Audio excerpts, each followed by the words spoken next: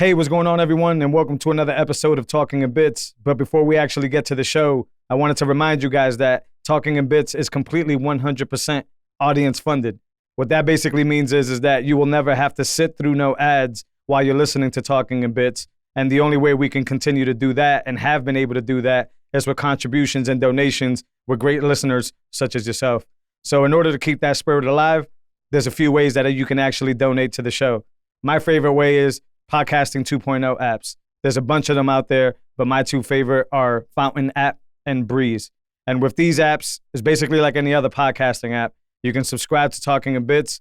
You can load up some sats into the wallet, and you can set how many sats per minute you think Talking in Bits is worth or how much value you're receiving from Talking in Bits. You can do this from both of those apps. Another really cool feature in these apps, these Podcast 2.0 apps, is the Boost feature. And what the Boost feature is basically you get to pick a certain amount of sats that you want to send in, and you can embed a message inside of that transaction into the show. And what I'm going to do is, week to week, the best ones that come in, I'm going to read them and give shout outs here live on the show. So that's another way that you can help keep this ad-free and keep this content rolling. If you're not using the Podcast 2.0 apps, then you can head on over to talkinginbits.com/donate. And there you'll find various links to be able to send in Lightning, to be able to send on-chain, and even to Payname. So go check out the website. That's another way to contribute. And if you're listening to us on the legacy outlets like YouTube, Spotify, Apple Podcasts, then you could do the good old-fashioned leave a review, share, subscribe. All that stuff helps and helps us float up higher so more people can get this value and more people could get everything that we want to provide to our listeners. So once again, we appreciate you. The only reason we've been able to keep this up is because of y'all, and we want to keep that going for as long as we can. All right, without further ado, on to this week's episode. Scarcity premium. Cannot exceed 21 million. The hardest money that has ever been invented. I also made the case for owning Bitcoin. The quintessence of scarcity premium. Scarcity premium. It's literally the only large tradable asset in the world that has a known fixed maximum supply. By its design, the total quantity of Bitcoins cannot exceed 21 million. Cannot exceed 21 million. Bitcoin is the hardest money that has ever been invented. If you don't have my private key, you cannot spend my Bitcoin, period. And this is the power of Bitcoin. It's the first time we figured out how to create true property that you can take possession of with full custodial rights. Hey, what's going on, everyone, and welcome to another episode of Talking in Bits, where we walk you through Bitcoin bit by bit so we can provide you with the information you need to succeed and persist. Back with episode 72, and I got my good friend LC Hodl here in the house. LC, I think this is probably like your second, your third time? Something like that, bro. Yeah, man. Something like that. Becoming a regular. I love it, man. That means these conversations are popping, man. I think the listeners enjoy having you here. So thanks a lot for whatever. I think it's round 3, round 2. I don't really remember, but I know it's more than once. Cool, man. So we were just talking about this, like literally as before we got on. No schedule shit. We're just gonna freestyle this rip. There is a few things that I've been dying to talk to you about. Mainly the Back to the Roots group, and the reason I've been dying to talk to you about this is because you announced this. I, like a nosy ass motherfucker was like, "Hey man, can I get an invite?" And then I've just been staring from the outside, fam. I have no way to contribute to this group whatsoever, and I wanted to pick your brain on that, man. But why'd you start the group in the first place? Selfish reasons. Yeah. So I got invited to maybe somebody can clarify this for me, but I believe that on Twitter, there's like these groups on Twitter, right? Like not like a group chat. It's like a separate timeline almost. And you can like go into these groups on Twitter, but I think it's an iPhone only thing. Because I couldn't figure out how to join it from my Android. I got invited to this homesteading Bitcoin page. I forget who invited me. And I like kept clicking the fucking like join button and I could not join. And I was like, fuck this. Like I like Telegram. I'm just going to do it on Telegram. And I hit up my boy. He's Craft Castings or Worm Poop is his at. And he's like, he's a big gardener. He used to do a little Mary gardening back in the day, and he's like really in touch with like soil and how plants grow, and he's big on like fuck big agriculture, and people should be growing their own food. And I just kind of hit him up, and I'm like, hey, I want to start a group where people who like Bitcoin and people who like gardening and homesteading and self-sovereignty in any fashion can like talk about shit outside of Bitcoin, right? Yeah. And he was like, yeah, fuck it, like let's start it. And he came up with the name, and I just started it, and I made a post, and it started out as like me and him and 3 other people, and I think there's 45 members now, or 50 members or something. Yeah, man, that's great. Well, first of all, I mean, I'm sure they got the idea from what you were just saying there, but what's the group about? Just in case anybody missed it there. Yeah. So the group is people who,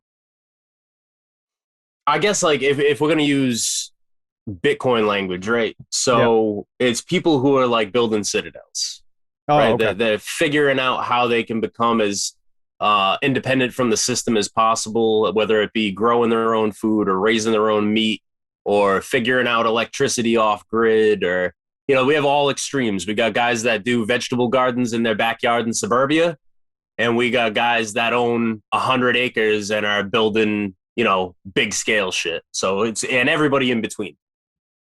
So it's kind of cool to like get different tastes of stuff from different people. We got one of my buddies that's in there lives completely off grid in the Rocky Mountains in Canada, like no electricity, nothing. And that's fucking wild.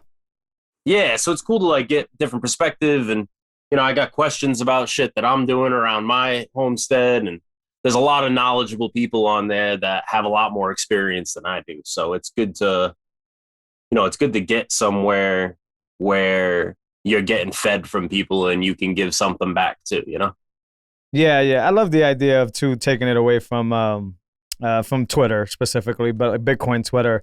I think there's a lot of noise in Bitcoin Twitter, and any signal that you guys, anybody in that group is probably putting out, it's either getting shadow banned or it's just, being ignored with all the masses of bullshit that's out there. So yeah, that's what kind of like stuck out to me when you made that announcement. I was like, oh shit, something that's not on Twitter. I think that was extremely useful. Now, I, still city boy, still doing all that stuff, still haven't even come close to even being able to think about, starting a citadel or anything. But, in my next few years with the move that we got planned down south, and some of the plans is I actually really want to get interested in starting to be more sovereign, if we want to use that as an easy term. Besides your group, for somebody like me who's more of a city boy and kind of wants to change and pays to do more homesteading, how would you tell them to start? What would you tell them to do? Grow some. What do you mean grow some? Like, no, as a city boy, I'm thinking grow something as I grow some trees.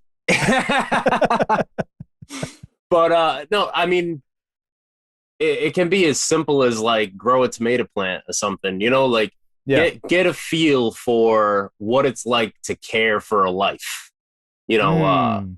And that is a big part of it. Like, and it bleeds over into everything, right? Like you start with a plant and you get an idea of like, hey, like, all right. And it sounds stupid and it sounds, silly, but like, listen, I got to make sure that I remember to water this thing every day and like check on it, or it ain't going to work out.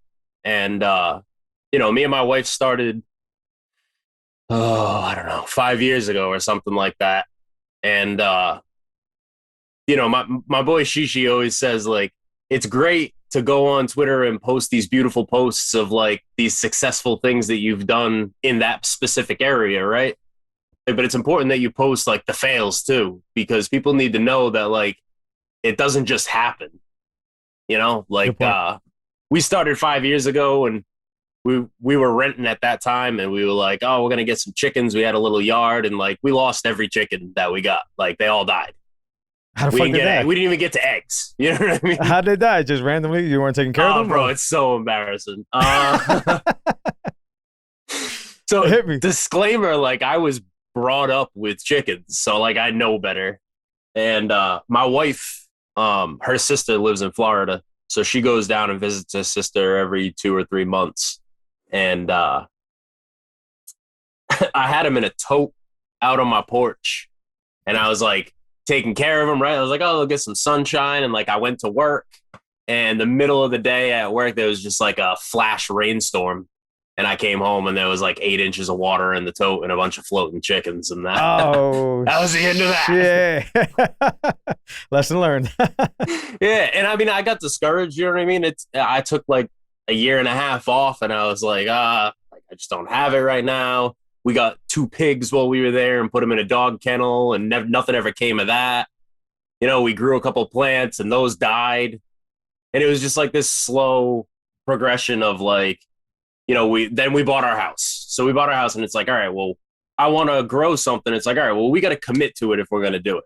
Because you can't half-ass any of that shit. It's not like, it's really humbling because the world today is so set up to be like hands-free. Right. Like all this shit that you like set and forget and all these things that do shit for you. Like my fucking washing machine, you can schedule it to wash clothes.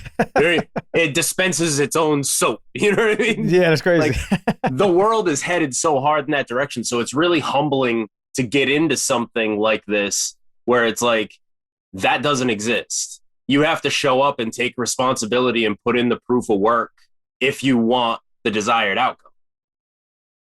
Yeah. So, you know, it's easy for Bitcoiners nowadays to be like, hey, I'm going to try that because I want to be sovereign, right? Like that's the popular catchphrase in Bitcoin.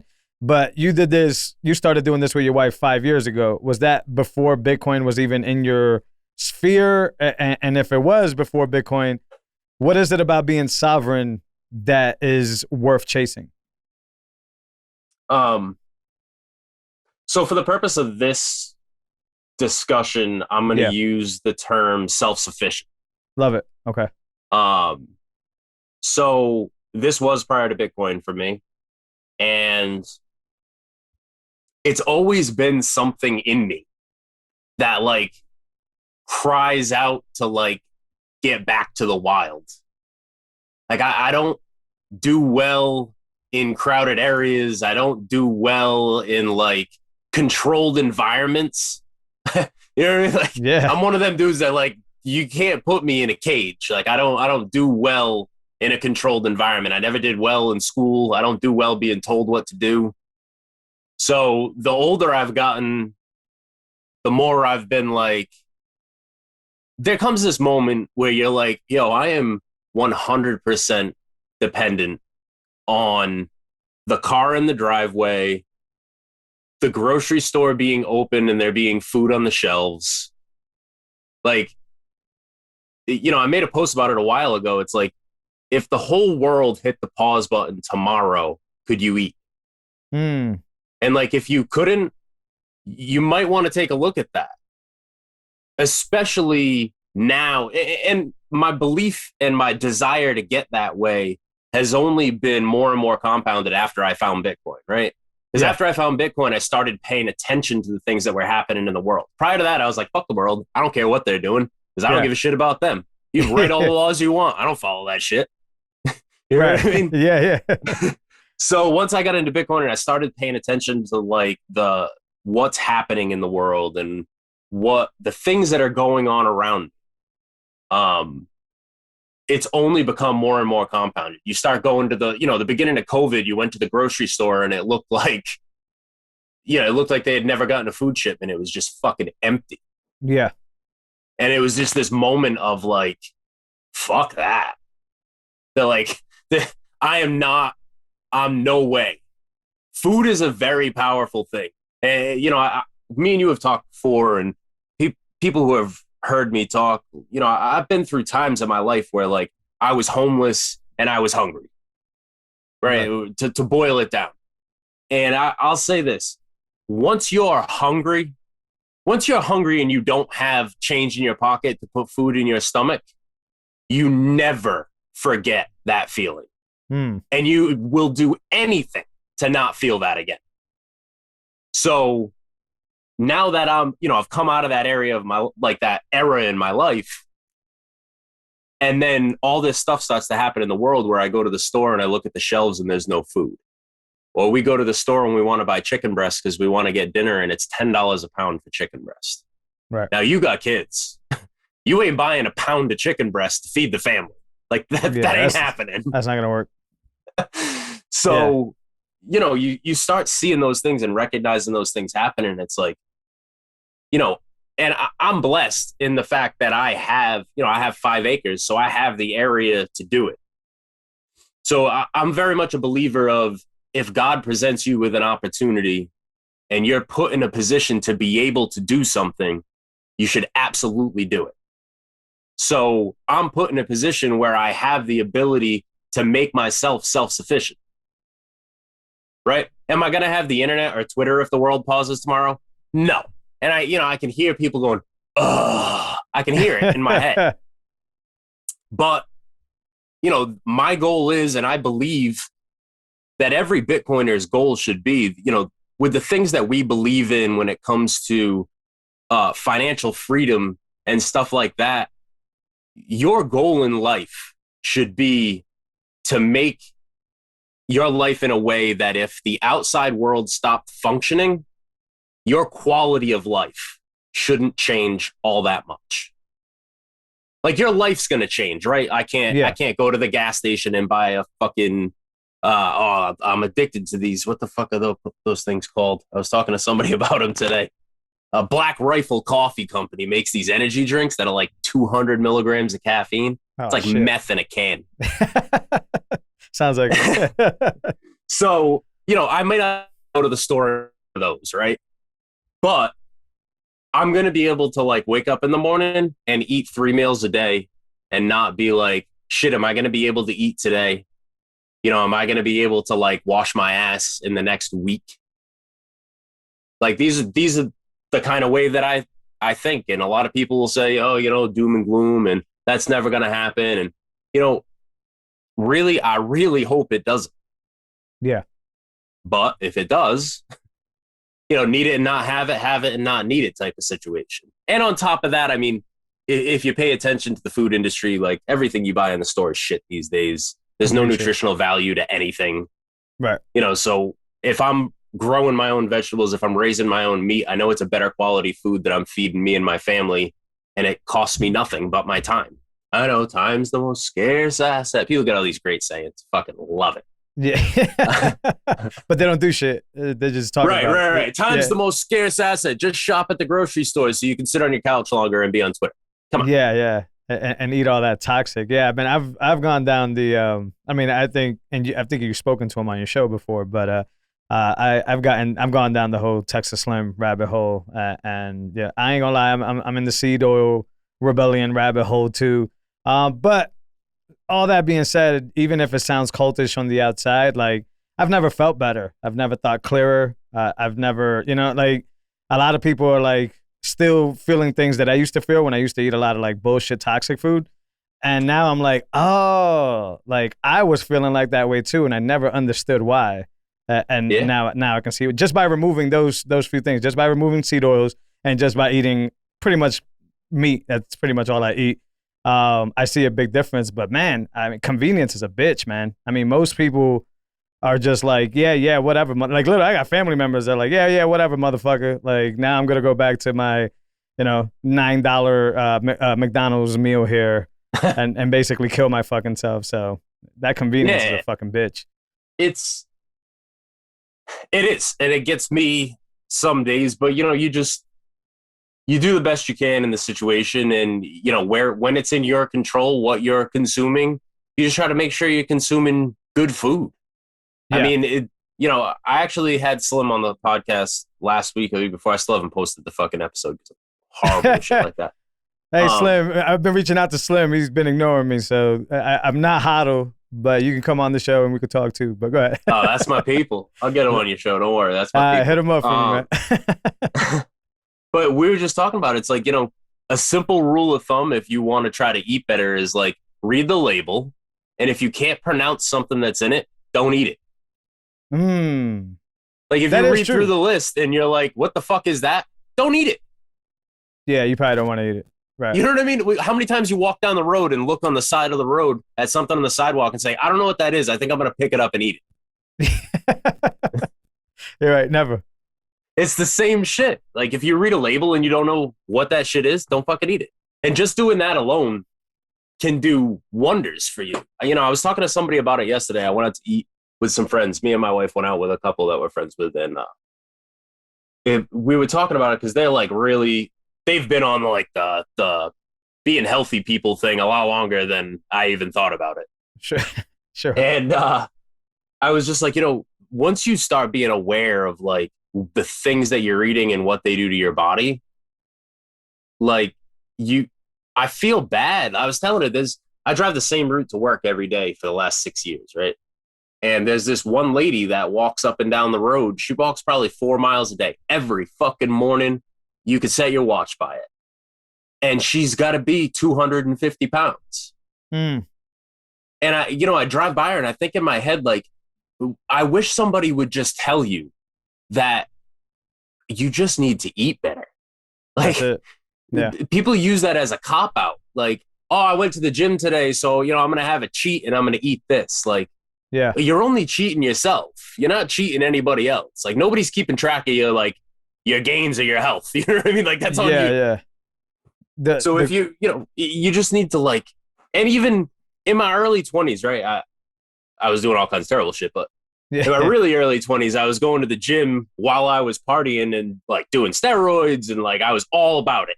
Yeah. And the dudes that I used to look up to that were competing and had these ridiculous physiques would tell me that it's 90% diet and 10% exercise. Like you need to watch every single thing you eat. The physique that you want comes from eating the right diet. And I used to think they were full of shit, you know, and then I turned 30 and I blew up like a wood tick and yeah, same here, fam. Yeah, it all changed at 30. Yeah. And then, you know, I started taking care of myself like beginning of last year as far as like food. Yeah. And like, I'm not somebody who's going to front about it. Like, I do not go to the gym ever. No, it just doesn't happen. Right. I do have a physical labor job. Yeah, I was going to say that. Yeah, you're still out there, though.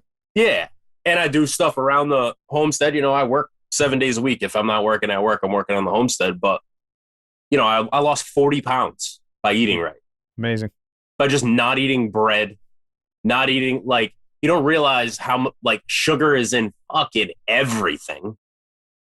Like, cutting sugar and cutting bread is huge. If you could cut those two things, like, you can be a far healthier person. Your body has no use for processed sugar. Your body has no use for all that extra carbohydrates that you're getting from bread. Unless you're like an Olympic runner or something and you got a carb load.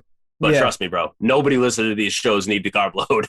Nah, I highly doubt it. And if you sitting here listening to the show, get out there and start running.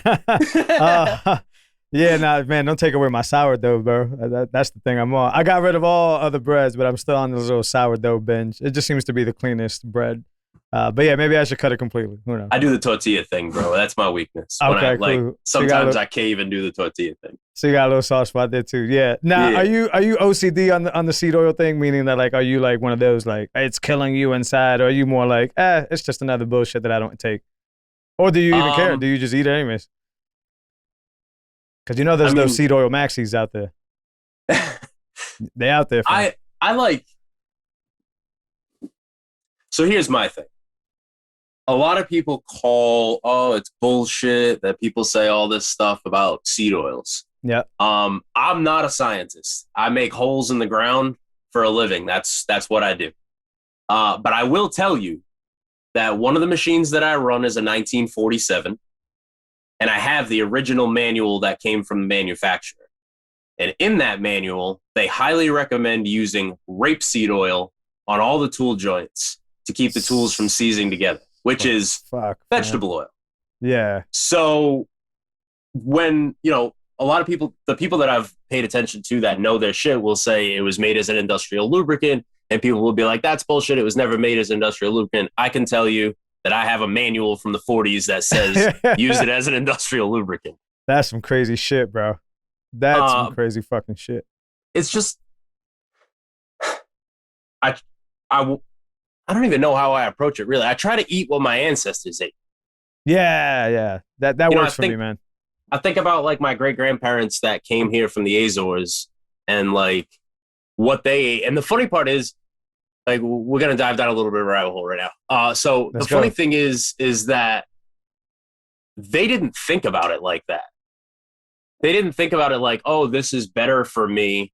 Everything they did was out of survival. Right. Right. So like my great grandfather and his brother came here from the Azores when they were 13 alone. Their parents put them on a ship and said, you're going to have a better life in America. There's nothing for you here. School me on the Azores real quick. What's the Azores? So the Azores is a small cluster of islands off the coast of Portugal. Roger that. Gotcha. Go ahead.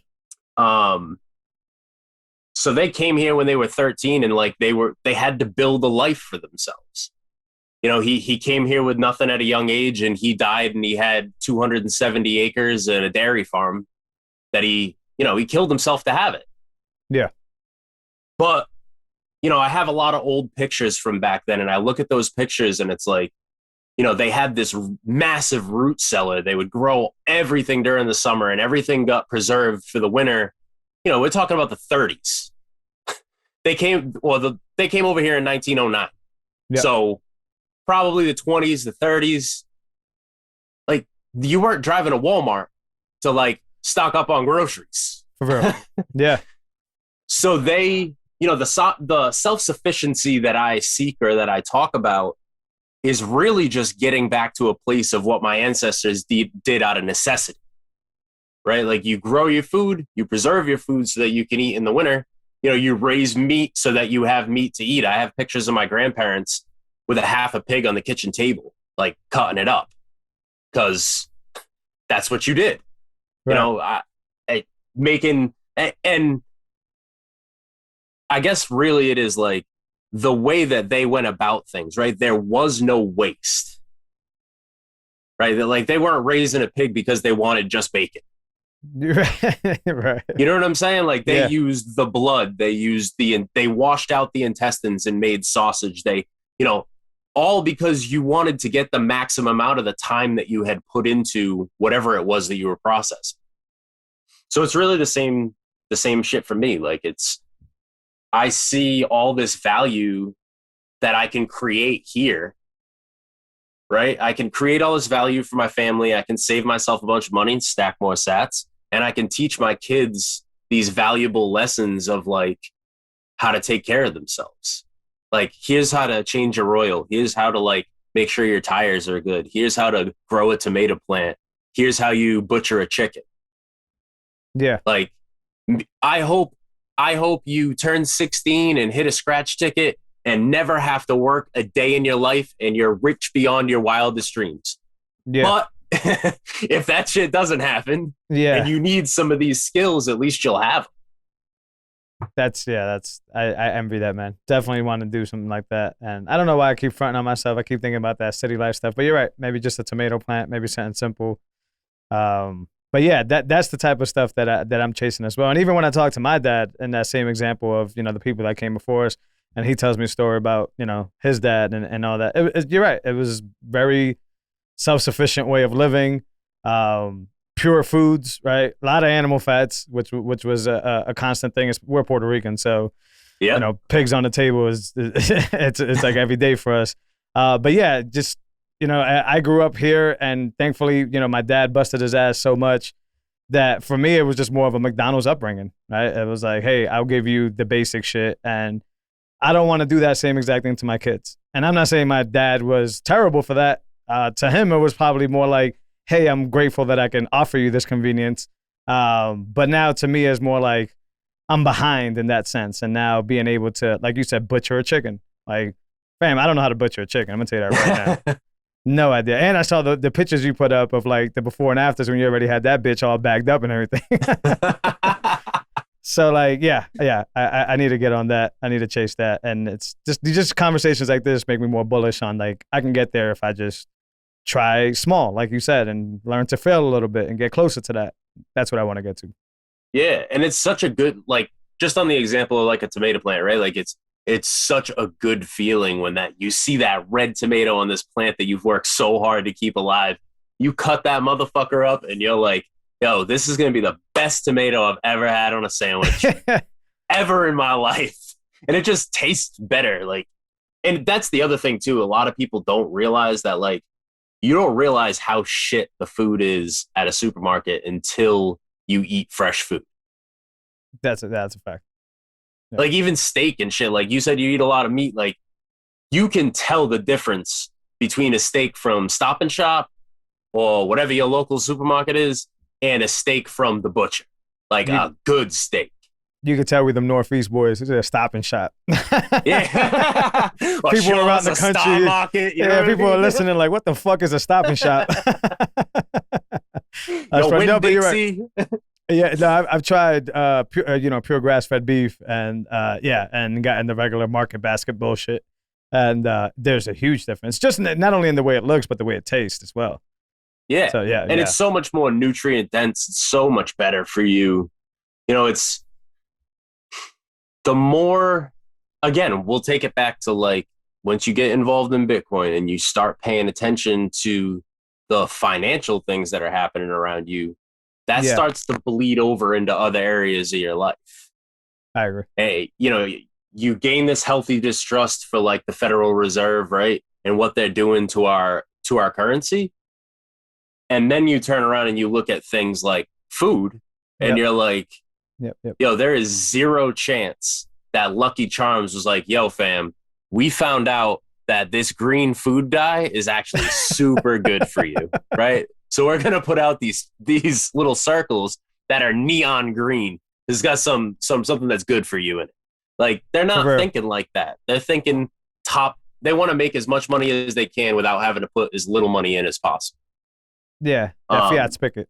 Yeah, they're close to that spigot. I go across the board with that, right? So it's like the shitty food leads into the shitty healthcare, right? The shitty education in schools. Like, I mean, I was talking to Gigi, I think, last week was when the episode aired, and basically like the terminology of avoid being rug pulled in all facets of your life. Yeah, and I think that's a strong sentence to kind of live off, right? Because we've been talking about food, but really the idea is, and self-sufficiency is, don't get rug pulled. If you don't eat like shit, then you don't need to end up at the doctor's office where they're going to give you more shit, right? Right. If you homeschool your kids in another different arena, well, then you don't got to deal with the fucking craziness that's fucking happening in these schools with these crazy ass teachers. Yeah. Right? Yeah. If you don't give up your fucking guns, well, guess what? You don't have to rely on Mr. Policeman who doesn't give two shits about you coming around to protect you. So, yes. Bitcoin definitely unleashes that inside of all of us, which is something that, back to the conversation with Gigi, I was saying, like, a lot of people talk about Bitcoin's monetary properties and number go up and this and hard money and gold and all that bullshit. And I'm just like, man, Bitcoin just makes me a better person. Like, I could give two shits about number go up, to be perfectly honest with you. But how do you feel about that, man? Yeah, it sounds like you agree. Yeah, I mean, I'm of the belief that Bitcoin is inevitable. So let me also put out the disclaimer that, like, I'm relatively young, right? Like, I'm like in my mid 30s. So number go up really does nothing for me, like, short term. Right. You know what I mean? Like, Bitcoin is my retirement. So, like, I know it's inevitable. By the time I'm ready to retire, it's going to be way ahead of where it's at now. Yeah. So, 60,000, 30,000, 17,000, I'm just stacking along the way and continuing to do what I do because Bitcoin's fucking inevitable. And, for the time being, I put, I don't know how to, like, not offend people. The people who are like, you should. Like, to get on zero shit at, like, all-time high, like, yeah, bro, here's the funny part, right? The funny part is all the same people that make these catchy posts that say things like, you're so early, you don't even realize how early you are, right? Some variation of that, right? They change 3 words, think it's an original post, put it up, it gets 1,000 likes. are the same people that are telling you mortgage your house, buy Bitcoin, sell your chairs, sell everything in your life, mortgage everything to the tits, destroy your credit score, buy as much Bitcoin as you can, hurry. Right. All right, well, you can't fucking have it both ways. I'm either early as shit or I'm late as fuck and I need the much as I can, like, you're you right. can't have that is my problem with the people that go on just like these clout chasing fucking monitor my language. Yeah. No, I agree, man. I think the rip that airs tomorrow, whatever, I was talking about, like, I'm tired of people telling me, especially since the price drop, that Bitcoin is being affected. I was like, no, honestly, Bitcoin is perfectly fine. Leveraged Bitcoiners are getting wrecked. Yes. Yeah, but Bitcoin is TikTok, next block, hanging out, still doing this thing, still 21 million, still rolling. But yeah, those motherfuckers that a few years ago, or like you said, even more recently, get on zero, all that, those fucking guys are getting destroyed. And it's because of that. It's because those motherfuckers were out here trying to put fucking refinances their fucking house and doing a bunch of crazy shit just to buy Bitcoin for FOMO, right? Because other people were saying, like, both sides, people were saying they were early as fuck, but for some reason, if you got to remortgage your house, then you must be late, apparently, if you're fucking rushing to do all this crazy shit. Yes. It's crazy. I'm with you, It's the man. both, talking out both sides of your mouth, because the reality is both posts get a lot of likes. True. All you have to do is look at the like count. That'll tell you everything you need to know about what they're posting and why they're posting. Yeah. I'd say maybe one out of every 10 posts that get 1,000 likes is an original thought. Right. All the other shit is just regurgitated bullshit. Yeah, right. Yeah, like I could easily go on Twitter and gain 8,000 followers and end up with 1,000 likes on every post if I just post bullish, retarded Michael Saylor regurgitation. Word. There you go. And people be like, oh shit, that's so good. He's so smart. Look at that. Like that shit. I'm going to retweet that. I don't give a fuck about that. That hopium shit. That's so fucking dumb to me. And the same people who post that shit, I'm not talking about the people who have the original ideas, right? There's some people out there like Adam Back has some amazing original ideas, and the dude deserves the attention that he gets. Word. But the people that are here milking the scene, right? The Dennis Porters, the Mike Alfreds, the fucking all these fucking losers that show up in Bitcoin and just chase these. Come on, dude. Come on. And you talk out of both sides of your mouth, like you just said. It's, oh, you're so early, it's not even funny. It's going to $20 trillion a coin. To, you better remortgage your house, and, you're short Bitcoin because of this. Bro, I can't be late and early at the same time. Like, I just can't. And my view is, I'm fucking early. I'm early. Super early. I believe in Bitcoin. We're early. Yeah, like, you got time. You got plenty of time to stretch out your stacking between now and at least the next halving. And then guess what? A year after the next halving, or a year and a half after the next halving, you're going to feel like you're early all over again. Because price is going to go way up, then price is going to come down, and then it's going to flatline for a couple of years waiting for the halving, right? Like, just take some fucking knowledge from the people who have been here for a couple of cycles. Like, this is just what happened. Like, don't get emotional about it. Like, get emotional about your self-sovereignty, your self-sufficiency, right? Like, push the emotion into that and try to do that the best you can. But, like, don't get emotional about Bitcoin or Bitcoin price. Like, Bitcoin going to do what Bitcoin wants to do. You're here for the ride. Like, you work for Bitcoin, essentially. Like, once you're holding some coin, like, you work for Bitcoin. Bitcoin don't work for you. Bitcoin does whatever it wants, and you just kind of, like, thank it along the way. Exactly. And thank you for not only the monetary properties, like you said, retirement later in your life, but just for being able to question the world, man. If it wasn't for Bitcoin, a lot of us, I've put myself in that same, a lot of us wouldn't be questioning as many of the things as we're questioning. We'll kind of be on autopilot, hitting that 9 to 5, doing the same exact shit, trying to stack that 401k and all this other fucking nonsense. But like, yeah, just be thankful that you got exposure to Bitcoin and now life is changing, whether slowly or whether rapidly, but it's just making you a better person overall. And that's what I'm with. Very early on, I thankfully I'm not one of the guys that got burned by any of these charlatans or whatever. But very early on, I was curious to see like, oh, this guy is like, we're about to talk about one in a little bit. This Pompiano guy he got a lot of money. He may be doing good things. But what was happening is that was the fiat Jose speaking, the 9 to 5 Jose speaking, where it was like, get that bag, bro. Like that type of Jose thinking. And then once I started getting real deeper, I'm like, fuck that bag, bro. That bag is a bunch of nonsense. That bag is just fiat. It's just charlatan bullshit. And unfortunately, like you said, emotional people are attracted to the charlatans, and they just continue to get wiped. They continue to get wrecked over and over. And then the dudes that have been around for the few cycles, like you said, people just, since they're not really making a lot of noise, people are just more like, he's just outdated. He doesn't really know what's going on. But those are the people that know what's going on. Yeah, the funny part is the dudes that probably like post the most shit on Twitter are the dudes that like really know what the fuck is going on, and that's why they're posting shit on Twitter. Like, why they're shit posting on Twitter. Like, fucking Ann Hans, who's a buddy of mine. He's been around a while, like, and he's a huge shit poster. Like, he works for fuck does he work for? BTC Pay. Yeah, BTC Pay server. Yeah. So he works for them. Yeah, love what they're doing.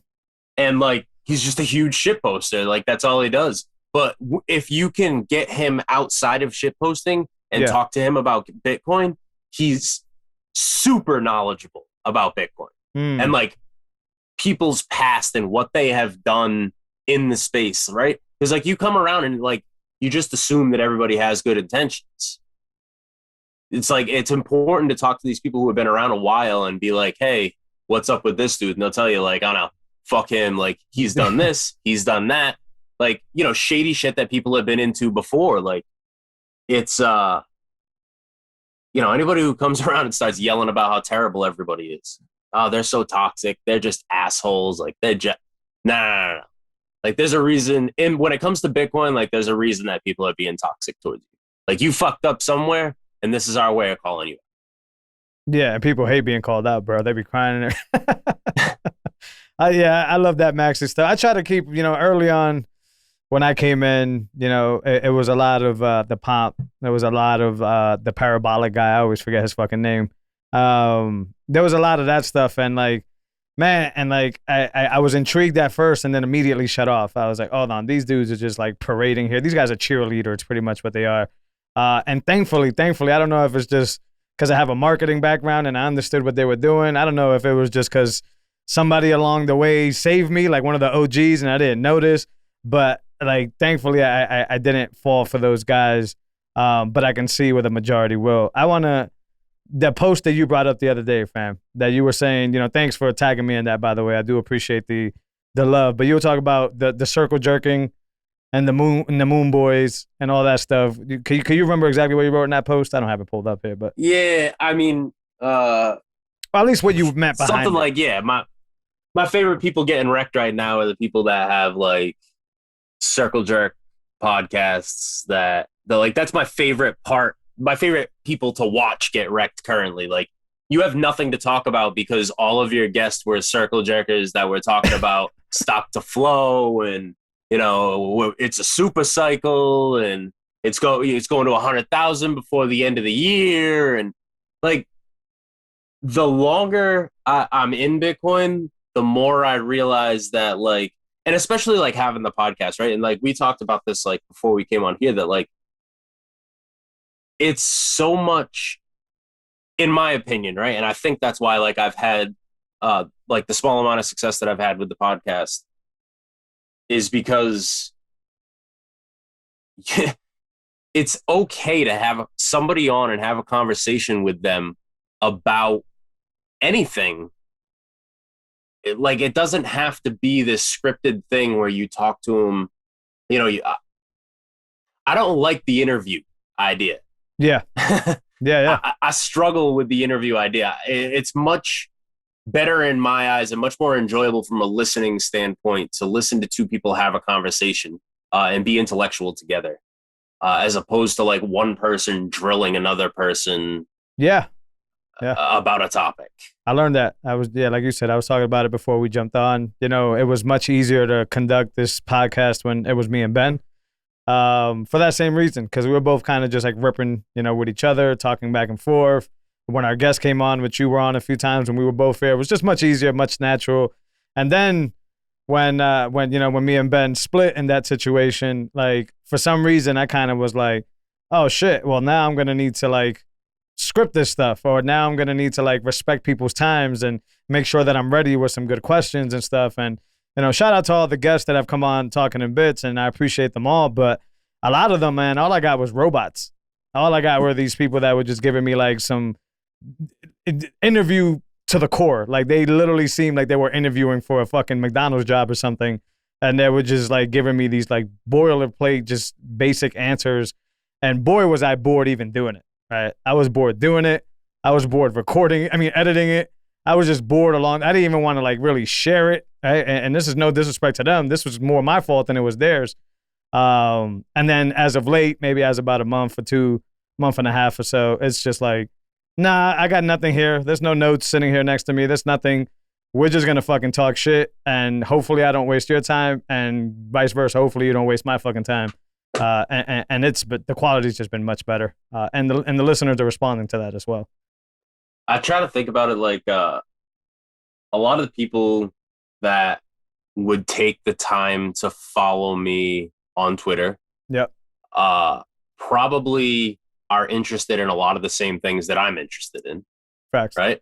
Yep. So this is also why I don't stress about having like an episode every week.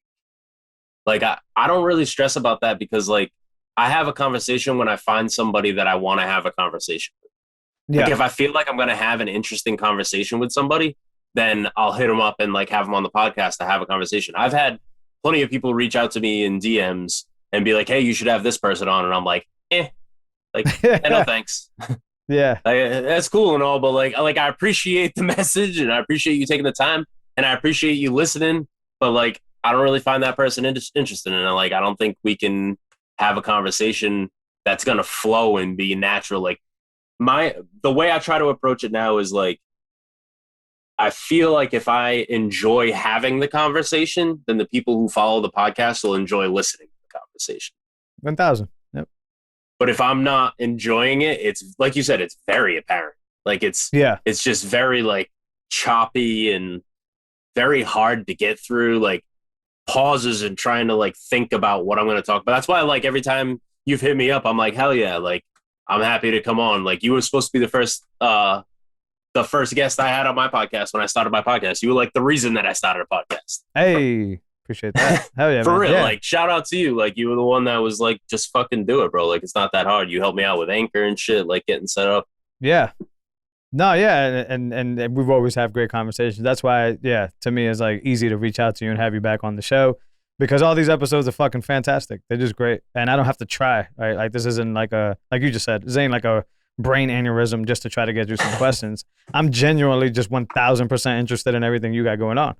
And how you conduct yourself too, because you know, there's no ego that comes from you, even though the stuff that you're doing is fascinating. There's no, charlatan bullshit, clout chasing shit. You're just real down to earth, all the way from your post down to these conversations, down to starting a group to try to empower other people. Like, I just think everything you're doing is great, and that's why this is easy, in my opinion. But we're about to start shitting on some people though. you game? All right, bro. So I've been doing the coach. Yeah, let's go. Yeah, I once I got this question, and I got this question this morning. First of all, shout out to any single of you Bitcoiners out there, or just any of you plebs, whatever word you want to use. Shout out to y'all for taking your time to listen to me first and foremost, listen to the show, but now just up it to the next level and be able to provide some sats and send some sats over, knowing that, you know, we're not gonna give you no Ledger ads or no fucking shitcoin ads. You're just going to get pure Bitcoin stuff. So shout out to you. I like to stream to other podcasters, but I don't necessarily think that everybody else likes to do that. But I've thankfully been able to get some people to do that. So this morning, I got a bunch of them, to be honest, but this is a shout out to Patar. Donated 50,000 sats. Appreciate the love on that one. but this is just more of a request. Patar, hopefully you're listening. I'm sure you are. The request is, Hodl, he wants to hear my thoughts, and now yours, because I'm pulling you into this shit, on, I'm not even going to say his full name, but on Pomp, his platforming of Duquan and other shitcoins, DeFi scammers, and whether his rumored investment in Fountain and the sudden appearance of 10% APY DeFi scams on Fountain is a negative development for podcasting 2.0. Thank you. So that's 2 questions there. Thoughts on Pomp, Duquan, and all the other shitcoin DeFi scammers, and then we can get into the Fountain and if we think that affects podcasting 2.0. You first, good sir.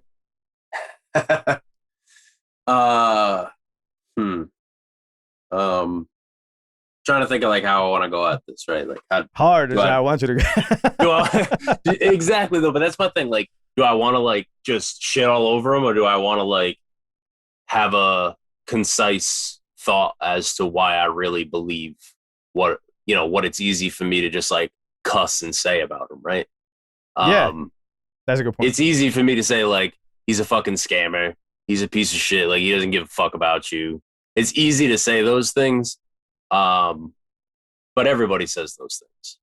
Right. I will say that I'm definitely a person of respect where respect is due. I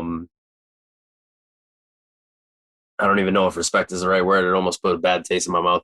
But Pomp and Jason Williams, that's his name. I forgot his fucking name. This is the part that makes them such effective scammers, right? Sometimes it takes my brain a minute to be like, all right, this is what you want to say. So they're such effective scammers because they have done concrete things that have positively impacted the Bitcoin network, the Bitcoin community. So it makes it easier. It's old-fashioned sleight of hand, so it's easy to be like, I've done all these good things, so believe this. Right. I will say that Jason Williams wrote a fantastic book. As much as he is annoying as fuck sometimes, I think he's a genuinely funny dude. I think he's a scammer, but I think he's a genuinely funny dude, and he'd probably be fucking hilarious to like hang out with for a night. Don't know if I would hang out with him, but I think he'd be a fucking hilarious dude. I don't feel the same way about Pomp. Jason wrote a great book. I read his book. If his book is true, touche. The dude, worked his ass off. He made a lot of money. He mined an ass ton of Bitcoin. I think he only mines Ethereum now, which is kind of fucking gay. But from a business standpoint, it makes sense. That's the thing, right? If you look at somebody who made their fortune being good in business, it would be foolish to assume that they come into Bitcoin or come into the ecosystem of Bitcoin and other shitcoins with any other intention besides making the maximum amount of money and treating it like a business. So if you look at it like that, it makes sense why they do the things that they do, because they have a business mind. He mines only Ethereum. He mines only Ethereum because if you have the money to buy Ethereum miners when Ethereum was up, right? Obviously, everything's in the shitter right now. If you had the money to buy Ethereum miners were the most profitable miners on the market for a very long time. And like by tenfold, the most profitable miners on the market. $250 a day per miner at like 11 cents a kilowatt hour. On top of that, the dude owns a power plant. So he ain't paying for power. So he was murking the game on mining. That being said, he uses that legitimacy and Pomp as well, right? Pomp got into Bitcoin and Pomp bought a bunch of miners with Jason Williams, and they mined a bunch of Bitcoin when it wasn't really a big thing to be mining Bitcoin. And he bought this power plant that burnt recycled tires and created power from it, and he took all that, funneled it into miners, and he mined an assload of Bitcoin. And it was like really cool to read about and like see the shit that they did. Like, that's cool. but they take the legitimacy that lends to them, and they lean on that reputation to drag you into other things. I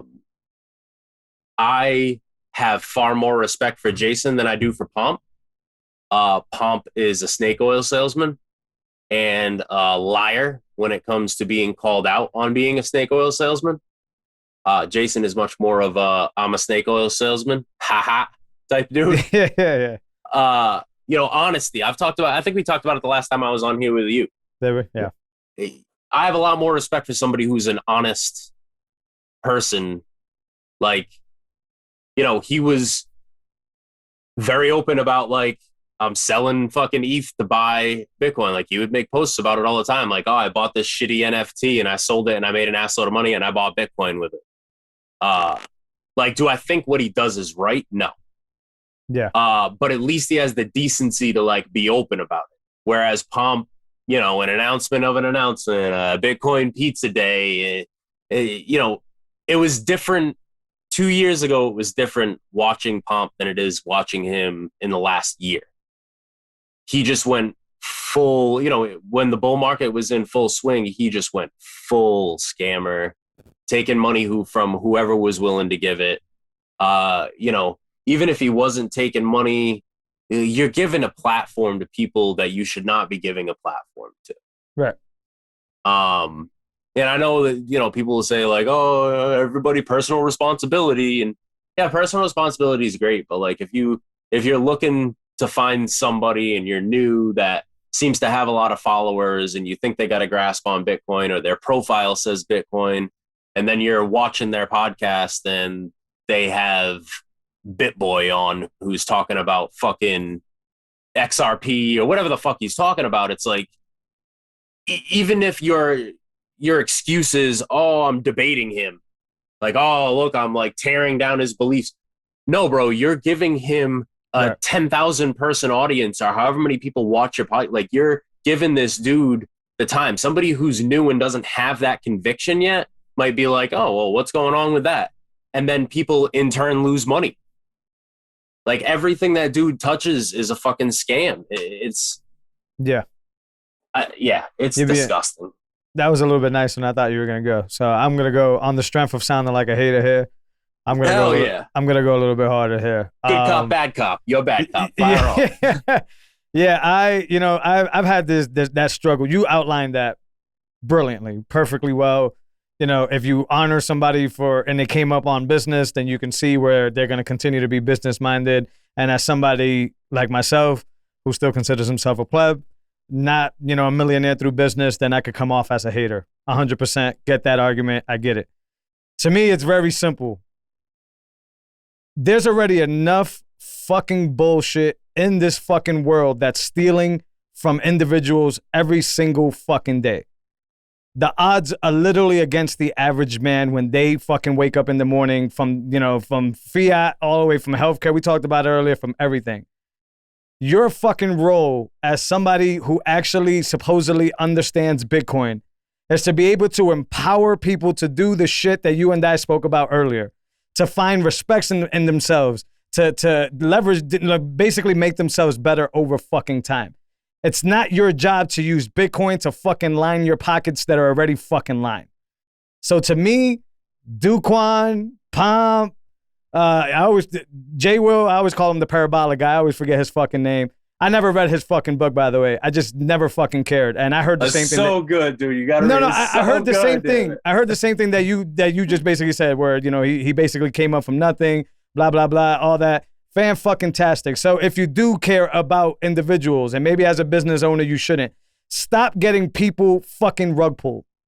Stop getting people to put up their fucking measly $300 fucking check, put up $300 to get into something that you guys have highlighted, or you guys have endorsed, or you guys have backed when you guys are fucking millionaires. So then a year, two, whenever the rug comes, you guys can fucking walk away and be in denial about it, while this fucking person has to go face their wife or go face their fucking children and try to fucking explain to them that piece of shit charlatan and the advice that he fucking gave basically ruined our next 3-4 fucking years.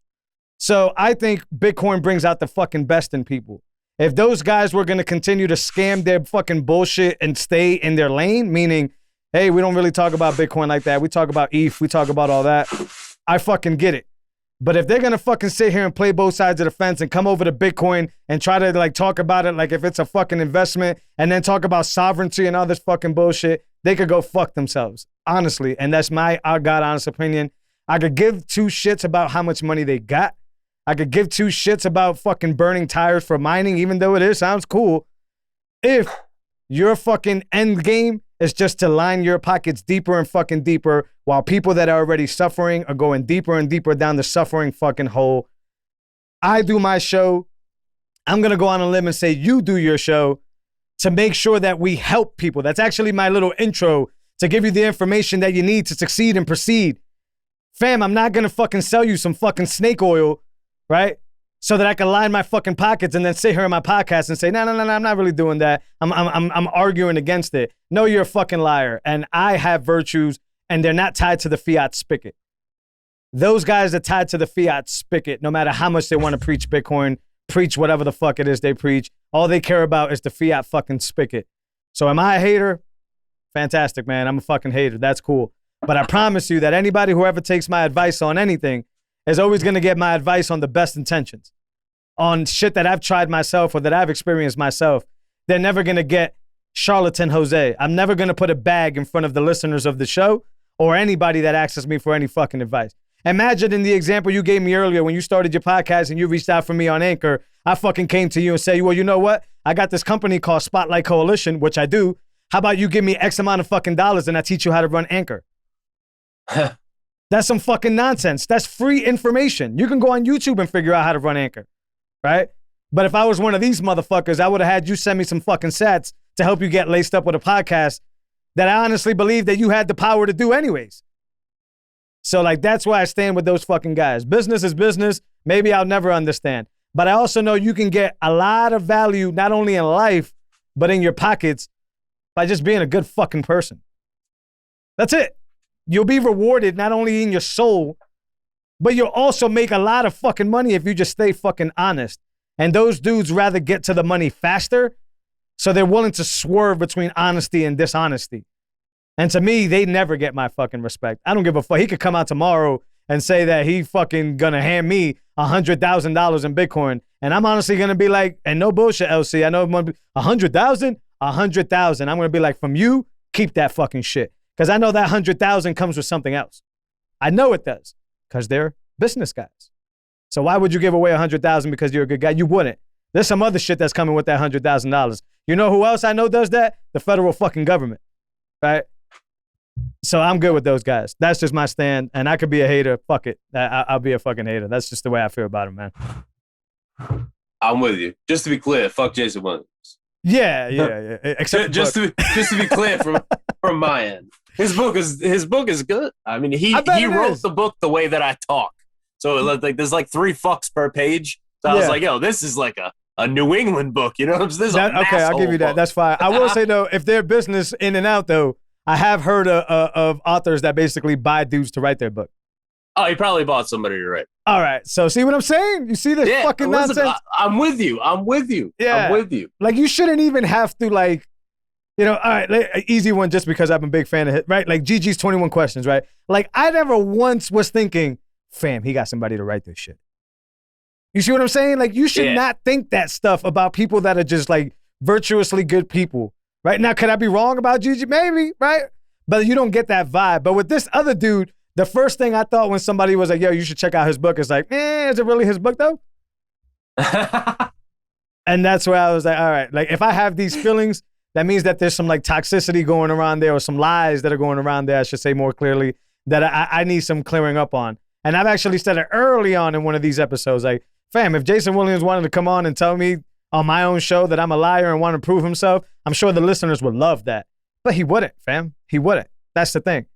Because there's nothing in it in his pockets for him to come on Talking to Bits and do that.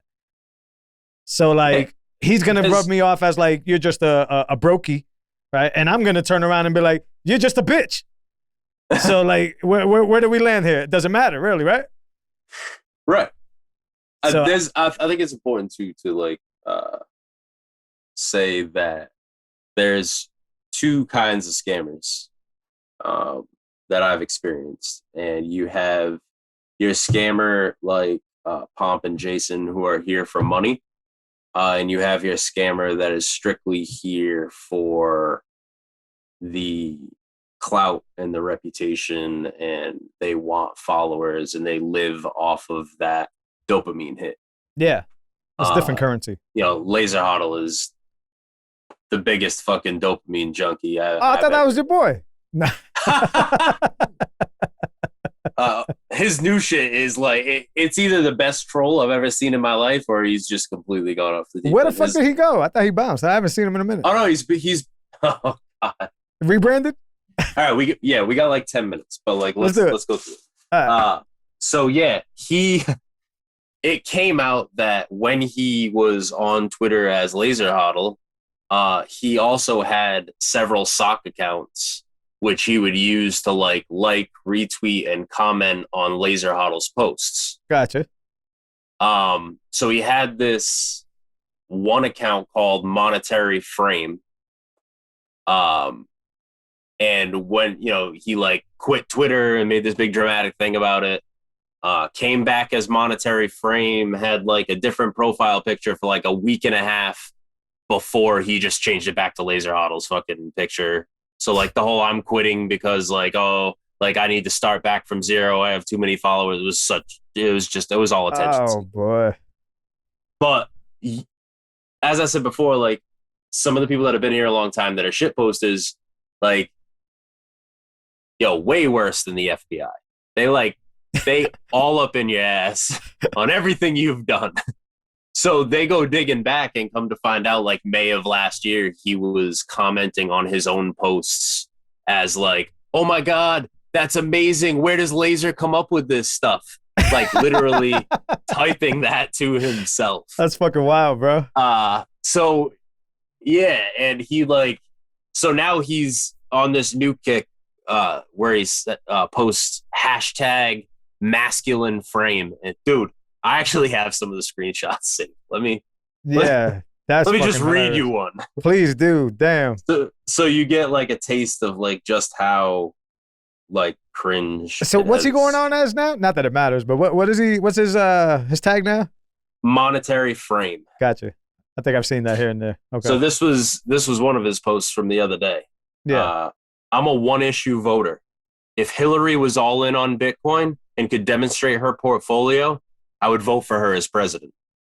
Commies that adopt Bitcoin are rug pulling themselves. Okay. What a cut. Oh. Yeah. That's cuckery. Oh God. Yeah. Like I'll cuck for whatever. Yeah. Whatever politician says the right things, because that's what matters to me. His number go up. That's what I hear. Yeah, I heard the same thing. Okay. Oh, you got another one? I do. Yeah, come on, man. This is comical shit. Hey, listeners, you getting some comedy here. Let's go. Oh God, dude. It is nauseating, but go ahead. Hit me with one more. Give me 1 second. Yeah, and my camera roll, as you can imagine, is it's flooded. Yeah. Yeah. When you meme life. So when you gonna start shooting at him though, man? I mean, why are these living in the camera roll, man? You gotta put them out there. I'm blocked. Oh, hey, I'll help you, man. He could block me then. Let me know. Three of my accounts are blocked. Nah, let me know. I'll help you. I'll shoot at him, bro. We'll partner up. We'll tag team. Oh, where the fuck is it? I have it, and it's so fucking bad. Way worse than that. Fuck.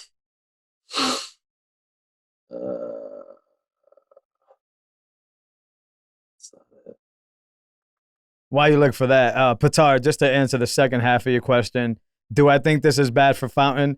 I don't know, because I think Fountain specifically, as long as I can go and listen to whatever the fuck I want on Fountain, it works just as every other podcast app. I don't care if Pomp is invested in Fountain. To be honest with you, I think Marty's invested in Fountain as well.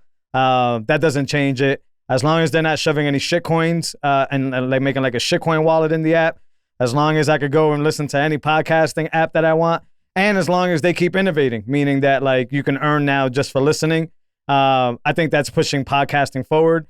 And Patar, I actually think you dropped that comment from a different podcasting app. So you should know more than most people that this podcasting thing, as long as it stays open, which is what Podcast Index 2.0 is doing for us creators, is allowing us to stay open and be uncensorable. I don't think it matters if Pomp is an investor in Fountain or not. We'll just see what the decisions from Fountain are going forward. And if they seem to be shitcoinery or they seem to be, geared towards one thing, then we can just go to a different app. That's what the free market does, and that's what the free market allows us to do. I'm not worried about Fountain right now. I know Oscar, not personally, but I've talked to Oscar, the creator, a bunch of times.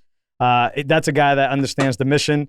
And to answer the second part of your question, fuck Pomp still. I don't care if he's an investor in Fountain. And if Fountain were to go down the Pomp road, then we just go somewhere else. Very easy. Go ahead, LC. So there was one where he posted something about like not like shitting with the door open in your house because it takes away the mystery for a woman. Never go to the bathroom in front of a woman. Some ridiculous shit. He got trolled the fuck out for that. Yeah, but this is the one. I just found the other one that I saved, and it's oh god, it's even worse. It says a tan cock equals a proud cock. A proud cock equals a hard cock. A hard cock equals a proud wife. A proud wife equals an eager fellowship. Eager Jesus. Eager fellowship equals masculine leadership. Masculine leadership equals a content household. Make her proud. Tan your cock. Masculine frame. That's probably the dumbest shit I've ever fucking heard. Jesus fucking Christ. Yeah, like the fact that he sat there and actually thought about that.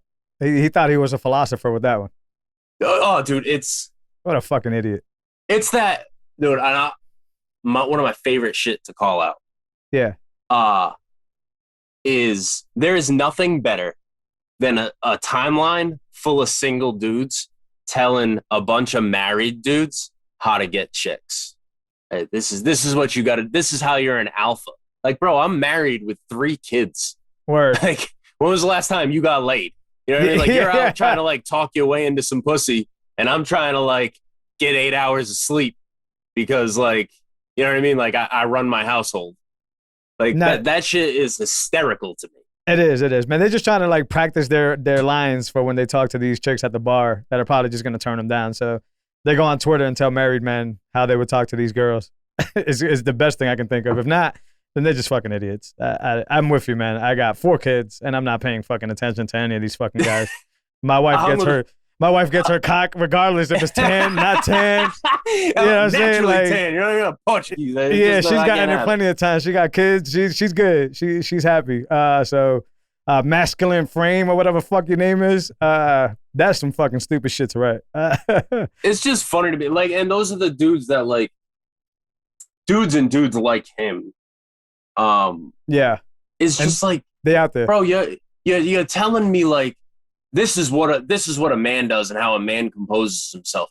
Like, motherfucker, you like all of the things you're talking about, you don't do. It's like, what the fuck are you talking about? Like, this is how you need to, I went into spaces actually with Hodl Tarantula maybe a year ago. Yep. We like went into this space and there was like all these dudes talking about like a woman's place is in the kitchen and she doesn't want to decide what she wants to eat. She wants to be told what she's gonna eat. You know, like, bro, none of you have a long-term relationship. Nope. None of you have any concept of what a woman wants. Right. Like, none. Like, fucking zero. It is possible, and I posted this before, right? Like, it's possible to be the alpha. It's possible to be a gentleman, and it's possible to treat your wife with respect all at the same time. 1000%. And one could argue that the first 2 are reliant on the third. Yeah, that's a holy trinity right there. Yeah. That's the way I was raised. Right? Like my biological father was very close to the old country, right? Like bloodline wise. So obviously, like as you go further back in generations, like where they came from the island, like that it was a different time, and that's just the way it was. right? But like my stepfather that really like taught me how to be a man. He was older, and he had this way of teaching me that like it's possible, and there's like this misperception out there that it's not possible to like treat a woman good, be respectful of her and her input if you're in a long-term relationship, right? Like if you're married, and still like have this quote unquote be an alpha. Yeah. The way I was brought up is the alpha, the man of the house, carries the majority of the burden for the house, right? He doesn't take that burden out on the other people in the house, right? His job is to shoulder that burden, right? It's my job to worry about the big things. Yep. Right?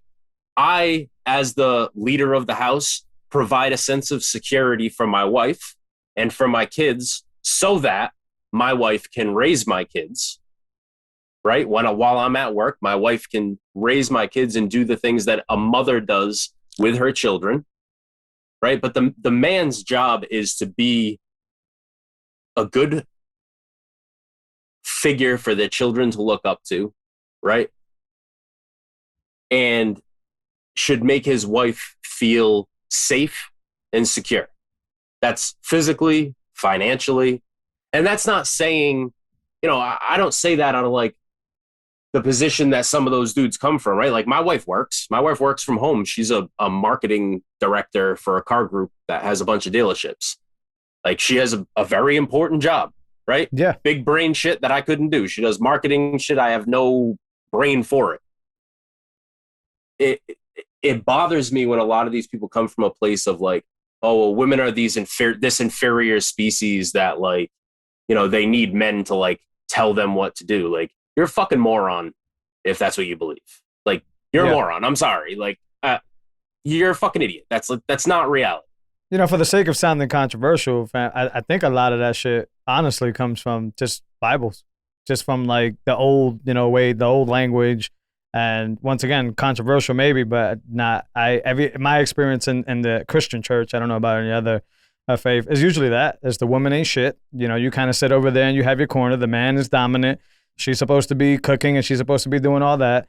And I don't want to speak across the board, but in every interaction I've had with the Christian church growing up, that's exactly how it was.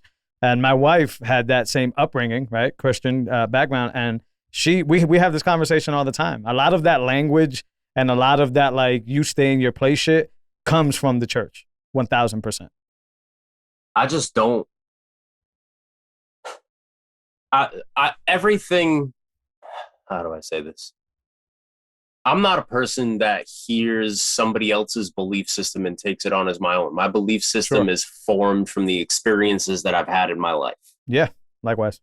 My experiences in life have showed me that I remember the way that my biological father treated my mother, right? He was very old school. He was, he drank a lot. He still is just a very angry dude all the time. Yeah. Right. And I'm not going to dive into like whatever psychological shit may be behind the way that why he is the way he is, but that's just the way he is. Yeah. My stepfather growing up treated my mother like a queen. Yep. Right. But there's this misconception that like while treating a woman like a queen, you have to, like, for a lack of a better word, like you have to cuck to that woman, like, bow. And that's not reality. No, it's not. You know what I mean? Like the reality is I treat my wife like my queen. Right. But at the end of the day, like I am when it comes to my house, like, as God would say, I am the first, the last, the executioner, the judge, the jury, all of it. Yeah. So like, but at the same time, like I have this healthy respect for my wife and what she does. And, she raises my kids and she homeschools my kids and she works her job. And, she was a city girl growing up, and I'm a country. I grew up as a country boy. I spent some time in the city when I got older and got into a whole hell of a lot of trouble because. Oh yeah. But so as I do things around here, I'm kind of like teaching her how to do what I do around here, and she's learning at the same time that I'm teaching the kids. And I love that. Yeah. Right. Like, I love that. An old head, right, told me, I grew up around like bikers, right? That was like my family, my extended family, like outlaw bikers was like in the blood, right? So it was, what the fuck was I going with? Oh, an old head told me that, like, when I was going to get married to my wife, right, I was having a conversation with this dude that I have a lot of respect for, and he's much older. He's like in his 60s. And he told me, when I told him that I thought I wanted to propose to my wife, he said, check it out, right? There's a day is going to come when your dick doesn't work anymore. And a day is going to come when her shit dries up. Word. Right? And you're not going to be able to, like, wake up in the morning and go out the door and disappear for 8 hours a day. Can you stand to be around her 8, 10, 12 hours a day and, like, have conversations with her when it's no longer about how good she looks in those jeans and I can't wait to smash? And like, do you guys connect on a level where you can have a conversation? Because that day is inevitable if you're going to get married. The day is inevitable where the kids are gone, right? The kids have moved out. It's just you and her again. The crazy bustle of, like, the young family life is over. Can you sit down and, like, enjoy spending time with this person? And the way all these other guys talk about, like, setting up what a relationship dynamic should look like with a woman, all I can see is when that day comes, it's going to be like living with a house servant that, like, walks on eggshells around you. I don't want and that. That's trash. Yeah. I don't want that. Like, it's cheesy and it's cliche and shit, but, like, I'm married to my best friend. Like, I love my wife as a person. Like, she's the greatest fucking person ever. Like, that's the same thing I was thinking in my head. Like, the true definition of a best friend is a wife, 1,000%. And I agree with that, man. That's the relationship I got with my wife as well. Without all the dry pussy and all that stuff. That's all logical and it's true. But, like, yeah, I rock with my best friend. She ride or die. She, similar to the stuff you were saying, takes care of my kids, allows me to handle business and make sure things are good. And yeah, man, yeah, those dudes don't know shit about marriage, fam. They don't know anything about anything, bro. And the same thing. So the same dude. One more little analogy that he gave me. I remember being like when I first had, I had my first kid in my early 20s, but that was different. Yeah, same here. Like, I got married and we settled down and, like, we had my first son, my middle child, and I was like, oh, like, we know smash. You know what I'm saying? Like, was good. Yeah. And he, like, I remember him sitting down with me, and this was how he described it to me.